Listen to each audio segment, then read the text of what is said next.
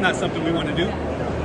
We look at the relationship, we try to build on that, and then we try to provide continual great customer service every year to the customers. So I think that's what separates us. Okay, so what's like some mistakes people in your field make, companies, and like how do you put better people? You know, I think some of the mistakes commonly made in the industry are over-promising, right? I think you know, when you over-promise and you try to set expectations too high and not be realistic, you start off on the wrong foot to your customers, and then your customers, they have a bad feeling about the company as a whole, right? I think what we try to do is be realistic with the customer and make sure that every time we talk to them, it's a custom feeling, right? It's like we're talking to you, we understand your project, and we try to make sure we make it connect as much as possible. If that makes sense. Okay. I'm trying to focus on that. Don't worry, I'll ask them too. Are they here? They may be. Yeah, if you find them, please ask them. I would love to see like what they say the difference is. I'll tell you. Let me write that down so that they're competitors, and then I'll come back and tell you about it. Yeah. So tell you what they say so you can get some competition. If you see Advantech here, that's one of them. That's probably our biggest.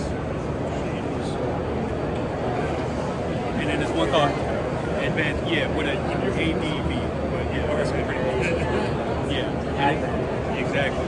And then there's one called Teguar, Tegueur. That's another competitor. They may be around here somewhere. But yeah, man. Appreciate you stopping by. This is great.